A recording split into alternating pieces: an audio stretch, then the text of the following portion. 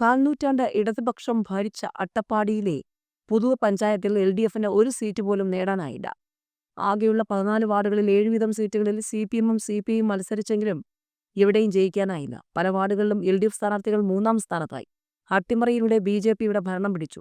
9 സീറ്റുകൾ നേടിയാണ് BJP ഏറ്റവും വലിയ ഒറ്റകക്ഷിയായത്.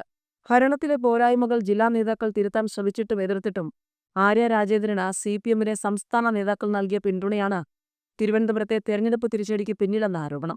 ആര്യയ്ക്കെതിരെ ഭരണസമിതിയിലെ കൗൺസിലറും സ്റ്റാൻഡിംഗ് കമ്മിറ്റി ചെയർപേഴ്സണുമായിരുന്ന ഗായത്രി ബാബു പ്രകടിപ്പിച്ചത് പാർട്ടിയിലെ ഒരു വിഭാഗത്തിന്റെ രോഷമാണ്.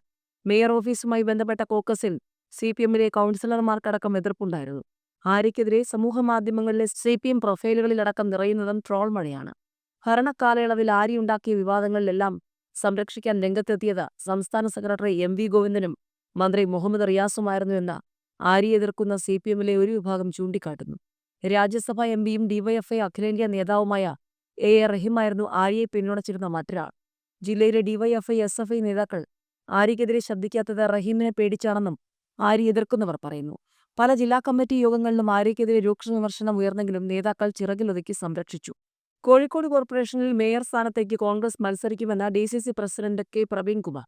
കമ്മ്യൂണിസ്റ്റുകാർ അഴിമതിക്കാരാണെന്ന് പൊതുസമൂഹത്തിന് തിരിച്ചറിവുണ്ടായി എന്നതിനാലാണ് LDF ഇത്ര വലിയ പരാജയം നേരിട്ടത്. CPMന്റെ അഴിമതി തുറന്നുകാട്ടിയതുകൊണ്ടാണ് കോർപ്പറേഷനിൽ UDF മുന്നേറ്റമുണ്ടായി. അവരുമായി കൂട്ടുകെട്ടിലില്ലെന്ന് വാർത്താ സമ്മേളനത്തിൽ നേതാക്കൾ വ്യക്തമാക്കി. സംസ്ഥാനത്ത് ആദ്യമായി ഒരു കോർപ്പറേഷന്റെ ഭരണം നേടിയ BJP തിരുവനന്തപുരത്ത് ആരെ മേയറാക്കുമെന്നതിൽ ആകാംക്ഷ. സംസ്ഥാന സെക്രട്ടറി VV രാജേഷ്, മുൻ DGP R ശ്രീലേഖ എന്നിവരുടെ പേരുകളാണ് സജീവ പരിഗണനയിലുള്ളത്. സംസ്ഥാന നേതൃത്വത്തിന്റെ തീരുമാനം VV രാജേഷിന് അനുകൂലമാണെന്നാണ് വിവരം. കേന്ദ്ര തീരുമാനത്തിന്റെ അടിസ്ഥാനത്തിലായിരിക്കും അന്തിമ പ്രഖ്യാപനം.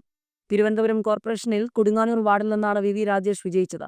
രാജേഷിനെ മേയറാക്കാൻ തീരുമാനിച്ചാൽ R ശ്രീലേഖ ഡെപ്യൂട്ടി മേയറാകുമെന്നാണ് വിവരം. നിലവിൽ ഡെപ്യൂട്ടി മേയർ സ്ഥാനത്തേക്ക് പരിഗണിക്കുകയും പിന്നീട് R ശ്രീലേഖയെ നിയമസഭാ തെരഞ്ഞെടുപ്പിൽ വട്ടിയൂർക്കാവിൽ സ്ഥാനാർത്ഥിയാക്കുമെന്നും റിപ്പോർട്ടുകളുണ്ട്. മേയർ പദവിയില്ലെങ്കിലും സന്തുഷ്ടയാണെന്നായിരുന്നു R ശ്രീലേഖയുടെ ആദ്യ പ്രതികരണം. സാധാരണ കൗൺസിലറായി തുടരും. വിജയം വലിയ അംഗീകാരമാണെന്നും ശ്രീലേഖ പറഞ്ഞിരുന്നു. CPMന്റെ മേയർ സ്ഥാനാർത്ഥികളായി പരിഗണിച്ചിരുന്ന മുതിർന്ന നേതാക്കളും UDFിൽ നിന്ന് ശബരിനാഥൻ അടക്കമുള്ളവരും വിജയിച്ച പശ്ചാത്തലത്തിൽ കൗൺസിൽ യോഗങ്ങൾ പ്രക്ഷുബ്ധമാകുമെന്ന് ഉറപ്പാണ്. ഈ സാഹചര്യത്തിൽ രാഷ്ട്രീയമായി എതിരാളികളെ നേരിടാൻ ശ്രീലേഖയ്ക്ക് പരിമിതികളുണ്ടെന്നാണ് വിലയിരുത്തൽ. കോർപ്പറേഷനിൽ ആകെയുള്ള 101 വാർഡുകളിൽ 50 സീറ്റുകൾ നേടിയാണ് BJPയുടെ നേതൃത്വത്തിലുള്ള NDA ഭരണം ഉറപ്പിച്ചിരിക്കുന്നത്. LDF 29 സീറ്റുകളും UDF 19 സീറ്റുകളുമാണ് നേടിയത്. 2 സീറ്റുകളിൽ സ്വതന്ത്രരും വിജയിച്ചു.